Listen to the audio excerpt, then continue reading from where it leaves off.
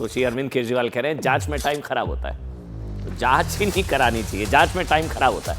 बहरहाल चलिए आगे बढ़ेंगे। आज से करीब एक कहानी सुनिएगा। 12 साल पहले, ये तस्वीरें देख रहे हैं आप, आपको कुछ तस्वीरें, कुछ यादें आज ताजा होंगी। आज से करीबन 12 साल पहले एंटी करप्शन, भ्रष्टाचार विरोधी आंदोलन से एक पार्टी का जन्म हुआ था। नाम रखा गया आम आदमी पार्टी। लेकिन से 12 साल के सफर में इंडिया अगेंस्ट करप्शन से निकली पार्टी की स्थिति आज ये हो गई है कि भ्रष्टाचार के आरोप में आम आदमी पार्टी के जितने नेता विधायक जेल यात्रा कर चुके हैं, शायद संसदीय इतिहास में आज तक किसी और पार्टी के इतने नेता विधायक जेल यात्रा नहीं कर चुके हैं। अभी आम आदमी पार्टी के तीन बड़े नेता जेल में हैं। आम आदमी पार्टी कहां से कहां आ गई है, यह आप लोग तय करिए। मतलब जो आम आदमी पार्टी 2011 में कुछ इसी तरह से भ्रष्टाचार के विरोध में प्रदर्शन कर रही है, भ्रष्टाचार के विरोध में, याद है, आज वही आम आदमी पार्टी भ्रष्टाचार के आरोपियों के समर्थन में प्रदर्शन कर रही है। दो तस्वीरें आपको दिखाएंगे, ये दो तस्वीरें देखिए। कहां से कहां आ गए आप, आम आदमी पार्टी, उनसे सवाल। भ्रष्टाचार के खिलाफ प्रदर्शन और भ्रष्टाचार के आरोपियों के समर्थन में प्रदर्शन। कहां से कहां आ गई आप, आम आदमी पार्टी। और ये प्रदर्शन भी वैसे, ये जो प्रदर्शन होता है जब जब जांच एजेंसियां पहुंचती हैं, ये प्रदर्शन क्या न्यायपालिका के खिलाफ होता है? क्योंकि न्यायपालिका कोर्ट जमानत नहीं दे रही है, तो सड़कों पर उतरकर क्या कोर्ट पर दबाव बनाने की कोशिश होती है? क्या इस तरह से सड़कों पर हो हंगामा हल्ला करके क्या एजेंसियों पर प्रेशर या दबाव बनाने की कोशिश होती है कि हम तो नेता हैं, सांसद हैं, बड़े लोग हैं, हम पर हाथ डालने की गलती मत करिएगा? मगर ये दो तस्वीर आपके सामने हैं। आज की खबर का पूरा निचोड़, कहां से कहां आ गए आप। भ्रष्टाचार के खिलाफ प्रदर्शन, कार्रवाई के विरोध में प्रदर्शन। भ्रष्टाचार के खिलाफ बड़ी बड़ी बातें करने वाले, कट्टर ईमानदारी से और मतलब कई प्रतिमान स्थापित करने वाले अरविंद केजरीवाल ने खुद इस केस में पूछताछ अब उनसे भी हो चुकी है। अच्छा हाँ, इस केस में उनसे भी पूछताछ हो चुकी है। इंडिया अगेंस्ट करप्शन में केजरीवाल के सबसे करीबी सहयोगी मनीष सिसोदिया, वो 7 महीने से जेल में है। 7 महीने से ये जो एजिटेशन चलता है, जो आज की तस्वीर हम दिखाएंगे आपको, जो ये जो तस्वीरें हैं, ये पुरानी तस्वीर है। जो प्रदर्शन आज हो रहा है, ये क्या न्यायपालिका के खिलाफ है? 2011 में अन्ना आंदोलन में केजरीवाल के सहयोगी संजय सिंह को कोर्ट ने 5 दिन की रिमांड पर आज भेजा है। आज 5 दिन। कुछ तो मेरिट देखा होगा ना भी कोर्ट ने भी, कुछ तो कोर्ट ने मेरिट देखा होगा केस में। वो कह रहे थे गलती से चार्जशीट में नाम आ गया, गलती से 4 जगह नाम था, 1 जगह गलती से था। माफी नहीं, बल्कि वो जो अरविंद केजरीवाल ने कल कहा कि उनके नोटिस से ईडी की पैंट गीली, कल उनके कोट एंड कोट उनका बयान ट्वीट किया था आम आदमी पार्टी ने। अब सोचिए, अरविंद केजरीवाल के एक और सहयोगी सत्येंद्र जैन पिछले 1.5 साल से जेल में है। वो 1.5 साल, कोई भी कोर्ट उन्हें जमानत देने के लिए तैयार नहीं है। तो ये सारा एजिटेशन क्या न्यायपालिका के खिलाफ है, कोर्ट्स के खिलाफ है, एजेंसीज के खिलाफ है? मतलब यानी जो पार्टी भ्रष्टाचार के खिलाफ बड़े बड़े दावे करके सत्ता में आई थी, जिस पार्टी ने भ्रष्टाचार से लड़ाई में कहा था कि आरोप लगते ही नेताओं को इस्तीफा दे देना चाहिए, कहा था ना, इधर आरोप उधर इस्तीफा, बड़े बड़े प्रतिमान स्थापित किए थे। जिस पार्टी के नेता अरविंद केजरीवाल एक वक्त सोनिया गांधी से लेकर शरद पवार, लालू प्रसाद यादव से लेकर फारूक अब्दुल्ला के लिए कहते थे कि ये सभी नेता भ्रष्टाचारी हैं, इन्हें जेल में डाल देना चाहिए, है ना, लिस्ट लेकर आए थे। उसी पार्टी की स्थिति है कि आज अरविंद केजरीवाल से लेकर पूरी की पूरी आम आदमी पार्टी सवालों के घेरे में है। शराब घोटाले में संजय सिंह, अब आज की खबर यह है, 10 अक्टूबर तक ईडी की रिमांड पर है। ईडी ने कोर्ट में कहा कि शराब घोटाले में संजय सिंह के खिलाफ काफी मजबूत सबूत है। दूसरी ओर शराब घोटाले के करीब 7.5 महीनों से तिहाड़ में बंद मनीष सिसोदिया को सुप्रीम कोर्ट ने आज भी नहीं दिया जमानत। आज भी बेल नहीं मिली है, आज भी सुनवाई हो रही थी। क्यों नहीं दी बेल भाई? अब सुप्रीम कोर्ट मनीष सिसोदिया की जमानत याचिका पर 12 अक्टूबर को सुनवाई करेगा। इसके अलावा सुप्रीम कोर्ट ने कहा कि अगर आम आदमी पार्टी को भ्रष्टाचार का कोई फायदा मिला है तो पार्टी को पार्टी क्यों नहीं बनाया जा रहा है? पार्टी को पार्टी समझ रहे हैं आप? पार्टी को इस मामले में आरोपी क्यों नहीं बनाया जा रहा है? पूरी की पूरी आम आदमी पार्टी को। अगर एजेंसी सही कह रही है, ये कोर्ट ने पूछा, अगर आपके दावे में दम है कि उनको बेनिफिट मिला। कल भी सुप्रीम कोर्ट ने कहा था कि अगर भ्रष्टाचार के ऐसे बेनिफिशियरी आम आदमी पार्टी है तो उसे आरोपी क्यों नहीं बनाया जा रहा? इन 2 दिनों में सुप्रीम कोर्ट की टिप्पणी पूरी आम आदमी पार्टी पर बहुत बड़ा सवाल खड़ा कर रही है। लेकिन क्या हुआ है, आज दरअसल आपको ये जानना चाहिए कि आम आदमी पार्टी के सांसद संजय सिंह की जमानत याचिका के दौरान कोर्ट में आज क्या क्या हुआ। सबसे इंपॉर्टेंट क्या क्या हुआ आज कोर्ट के अंदर। आज कोर्ट में सबसे पहले क्या क्या हुआ देखिए, आप बहुत ध्यान से देखिएगा। संजय सिंह की गिरफ्तारी का विरोध करते हुए उनके वकील ने पूछा संजय सिंह को गिरफ्तार करने का आधार क्या है। ठीक, संजय सिंह के वकील ने पूछा गिरफ्तारी का बेस क्या है भाई। इस पर ईडी की ओर से क्या कहा गया कि हमने संजय सिंह का फोन जब्त किया है, फोन से डेटा रिकवरी पर संजय सिंह से पूछताछ जरूरी है। दिनेश अरोड़ा के बयान के आधार पर जांच आगे बढ़ रही है। ठीक, 3 लोग पूछताछ के लिए बुलाए गए हैं, ये सब ईडी ने कहा। 3 को बुलाया गया है और अभी कन्फ्रंट कराना है, 2 लोगों से आमने सामने बिठाकर पूछताछ होनी है। इस पर कोर्ट ने पूछा कि जब ईडी को लेन देन की जानकारी काफी समय से है तो अब क्यों संजय सिंह को अभी अरेस्ट क्यों। तब ईडी ने जवाब में कहा इस मामले में बयान अभी दर्ज हुए हैं 2023 में। इस पर संजय सिंह के वकील ने कहा कि दिनेश अरोड़ा की तो विश्वसनीयता, जो स्टार गवाह है सो कॉल्ड, उसकी विश्वसनीयता तो सवालों के घेरे में है, जिसके बयान के आधार पर मुझे आपने गिरफ्तार कर लिया, यह संजय सिंह के वकील ने कहा। क्योंकि कथित शराब नीति केस में ईडी और सीबीआई ने जो 2 केस दर्ज किए हैं वो दोनों में आरोपी है, वो तो खुद आरोपी है। इस पर ईडी ने क्या जवाब दिया। ईडी ने जवाब दिया कि भाई दिनेश अरोड़ा के कर्मचारी ने संजय सिंह के करीबी, दोबारा से सुनिएगा जो बता रहा हूं, ये ईडी ने कोर्ट में कहा है, दिनेश अरोड़ा के कर्मचारी ने संजय सिंह के करीबी सर्वेश मिश्रा को 2 करोड़ रुपए दिए। 2 करोड़ रुपए बकौल ईडी, ये 2 करोड़ संजय सिंह के घर जाकर दिए गए। संजय सिंह के वकील ने फिर कहा भी कि संजय सिंह के करीबी सर्वेश मिश्रा को जांच का आधार बनाया गया, उनसे पूछताछ क्यों नहीं की।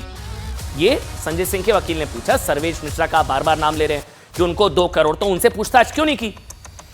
इस पर ईडी ने कहा सर्वेश मिश्रा को पूछताछ के लिए समन जारी किया जा चुका है। कोर्ट की सुनवाई के दौरान ही संजय सिंह ने भी बीच में कहा कि सर्वेश को समन उनकी गिरफ्तारी के बाद जारी हुआ। उनका नाम कभी, ये संजय सिंह ने कहा, उनका नाम कभी सामने था ही नहीं भाई, तो अचानक उनका नाम कैसे आ गया, ये उन्होंने कोर्ट के अंदर पूछा संजय सिंह ने। इस पर ईडी ने क्या कहा।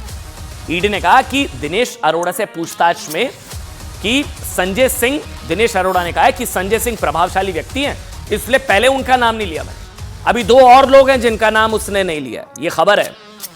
अभी दिनेश अरोड़ा ने कहा कि संजय सिंह प्रभावशाली व्यक्ति है, इसलिए पहले उनका नाम नहीं लिया, ये ईडी के वकील ने कहा।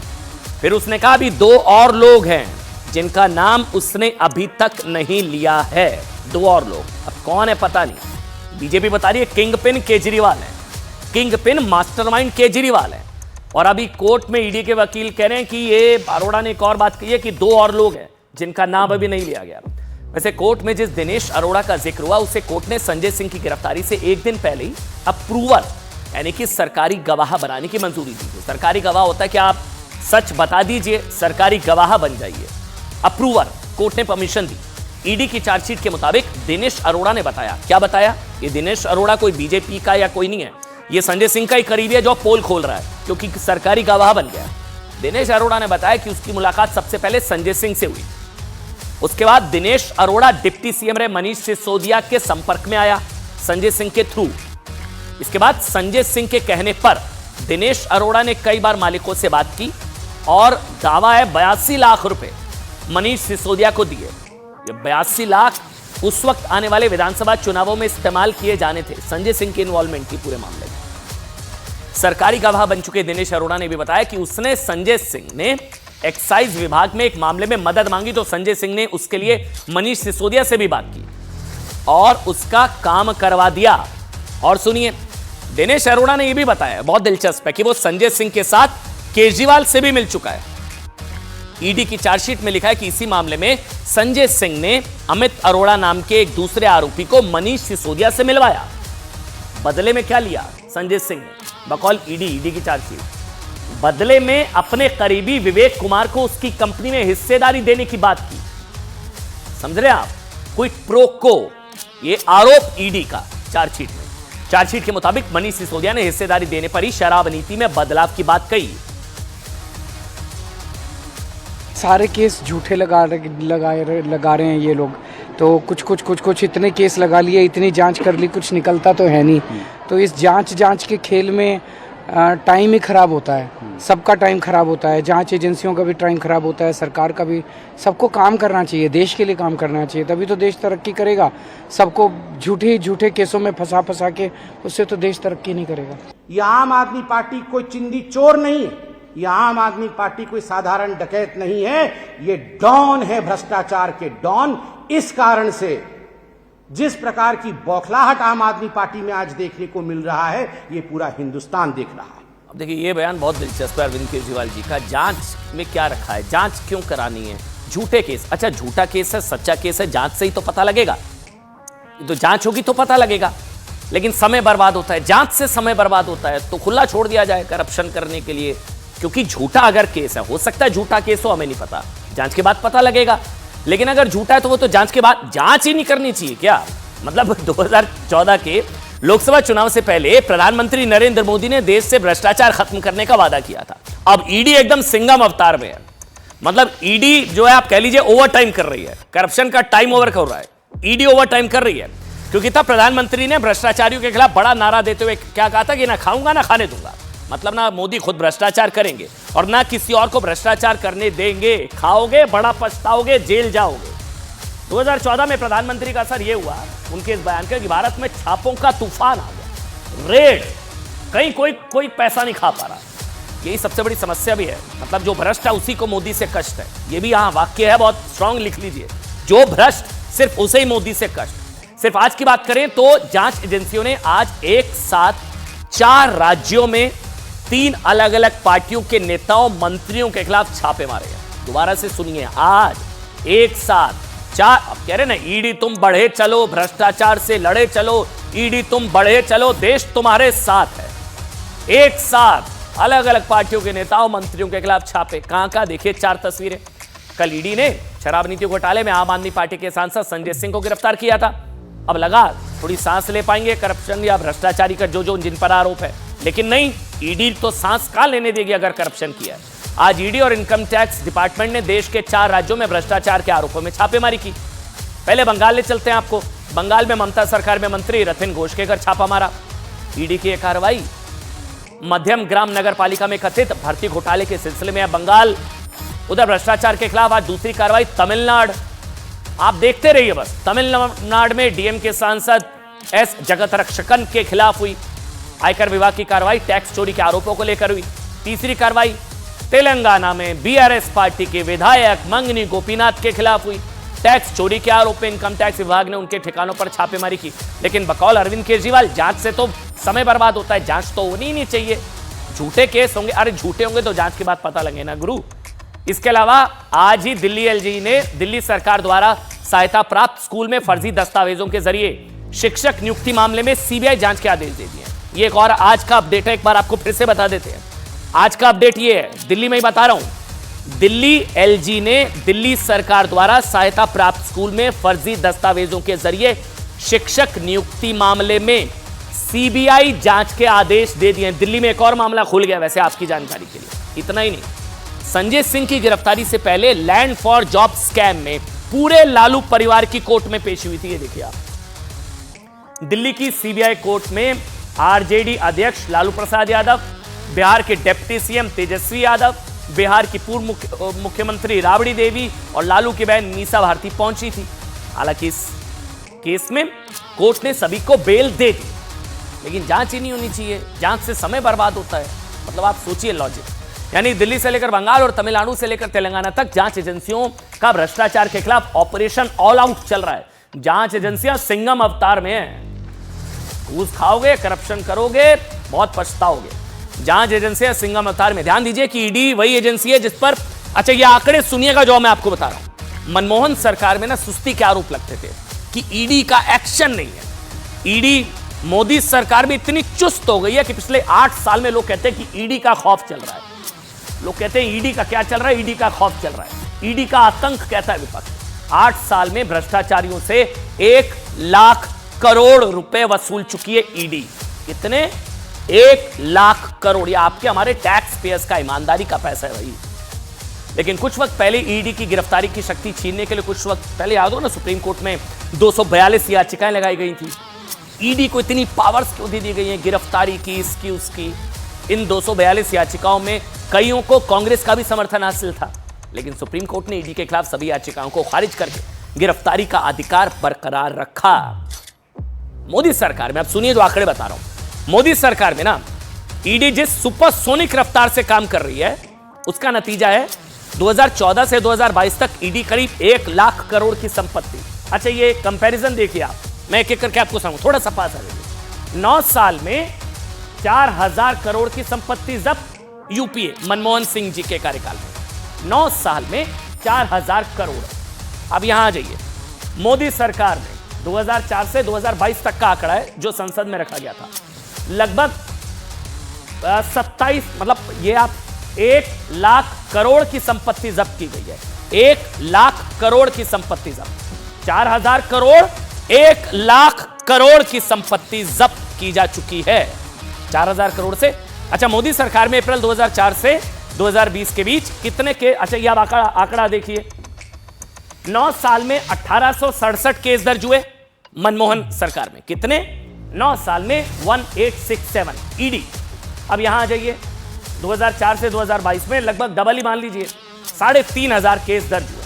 3500 केस, लगभग 88% ज्यादा, पूरा ही डबल हो गया ना पूरा। आप मान लीजिए यूपीए सरकार में मैंने आपको बताया कि 1867 केस दर्ज किए गए, मनमोहन सरकार में 9 साल में ईडी के। अच्छा, कितने छापे कितने पड़े, ये बहुत इंपॉर्टेंट है। रेड बहुत पड़ रही है ना आजकल, रेड, ये देखिए रेड 9 साल में कितने, 112। 9 साल में 112, ठीक।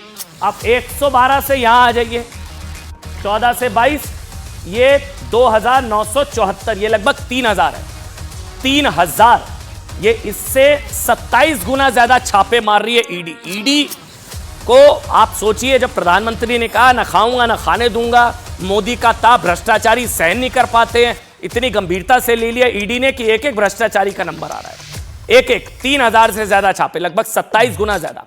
मनमोहन सरकार में 104 चार्जशीट हुई, 9 साल में 104 चार्जशीट, कन्विक्शन अंडा, जीरो कन्विक्शन कोर्ट द्वारा। यहां 2004 से 2022 तक वहां 104, यहां लगभग आप मान लीजिए 8 गुना 9 गुना, 888 चार्जशीट, 23 कन्विक्शन हुआ है। अब आप सोचिए ना कि अभी जो चल रहा है मोदी सरकार में भ्रष्टाचार के आरोप में कोई नहीं बच रहा है। मतलब बड़े बड़े मंत्री, नेता, मुख्यमंत्री अरविंद केजरीवाल तक से पूछताछ हो चुकी है। और सबसे बड़ी प्रॉब्लम ये है, ईडी नेशनल हेराल्ड मामले में राहुल गांधी, सोनिया गांधी से पूछताछ कर चुकी है। मनी लॉन्ड्रिंग केस में झारखंड के मुख्यमंत्री हेमंत सोरेन से पूछताछ वो हो चुकी है। फारूक अब्दुल्ला से लेकर महबूबा मुफ्ती, भूपेंद्र सिंह हुड्डा, पी चिदम्बरम भ्रष्टाचार के मामले में उन पर भी चल रहे हैं। खुद को कट्टर ईमानदार कहने वाली आम आदमी पार्टी के 3 बड़े नेता सत्येंद्र जैन, मनीष सिसोदिया और संजय सिंह भ्रष्टाचार के आरोप में गिरफ्तार हो चुके हैं, इस वक्त जेल में। वैसे संजय सिंह की गिरफ्तारी के बाद अब मैं आपको बताता हूं क्या रिएक्शन आ रहा है। इंडी गठबंधन अब ये कह रहा है कि ईडी सिर्फ विपक्ष को टारगेट कर रही है, यही आरोप लगते हैं। भ्रष्टाचार के खिलाफ जांच एजेंसियों के एक्शन के खिलाफ विपक्ष ने पूर्व ईडी डायरेक्टर संजय मिश्रा के खिलाफ माहौल बनाया था, उनके एक्सटेंशन तक का विरोध किया था। ईडी सिर्फ इनको टारगेट कर रही है, सिर्फ ऑपोजिशन को, है ना, खासकर शराब घोटाले में। लेकिन जो लोग जांच एजेंसियों पर राजनीतिक दुर्भावना या ईडी पर सरकार के इशारे पर कार्रवाई के आरोप लगाते हैं ना, आज हम उनका मुंह बंद कराने वाले तथ्य लेकर आए हैं। ध्यान से सुनिएगा जो बताने जा रहा हूं। शराब घोटाला ना, शराब घोटाले की बात कर लेते हैं। इसी साल 23 अगस्त को शराब घोटाला केस में झारखंड में छापेमारी हुई। सुबह 6 बजे से छापेमारी शुरू हुई। अभी 1-1.5 महीना पहले झारखंड में 32 जगहों पर छापे मारे गए, 32 जगहों पर। 23 अगस्त 2023 झारखंड में ईडी की छापेमारी। मामला शराब घोटाले का ही था। किसका? शराब घोटाले का। लेकिन विपक्ष ने ईडी पर कार्रवाई पर सवाल नहीं उठाया, किसी ने भेदभाव करने का आरोप नहीं लगाया। वैसे तब भी लगाया था क्योंकि उसमें कांग्रेस के भी नेता शामिल थे, क्योंकि जिनके खिलाफ ईडी का छापा पड़ा ना, इसमें बीजेपी के भी नेता थे। ईडी ने बीजेपी के नेताओं पर छापा मारा, ईडी ने बीजेपी के नेताओं पर छापा मारा शराब घोटाले के केस में। लेकिन कोई बताएगा नहीं ना आपको। नाम था बीजेपी के नेता अभिषेक झा और निर्भया शाहबादी। वो निर्भया शाहबादी तो झारखंड के गिरिडीह सदर से बीजेपी विधायक भी रह चुके हैं। मतलब क्यों भाई, आप सोचे ना। अब भाई ईडी तो कहते हैं ना बीजेपी की चुनावी पार्टनर है ना, ईडी तो बदले की कार्रवाई करती है। ईडी तो सिर्फ विपक्ष को निशाना बना लेती है। तो फिर बीजेपी नेताओं के घर क्यों पहुंची बीजेपी, वो भी शराब घोटाले मनी लॉन्ड्रिंग के केस, तब क्यों नहीं शोर मचाया? वो भी तब जब संजय मिश्रा ही ईडी के डायरेक्टर थे, तब बीजेपी नेताओं पर छापेमारी हुई। वो अब डायरेक्टर नहीं है तो अब भी करप्शन पर एक्शन इस वक्त भी चल रहा है।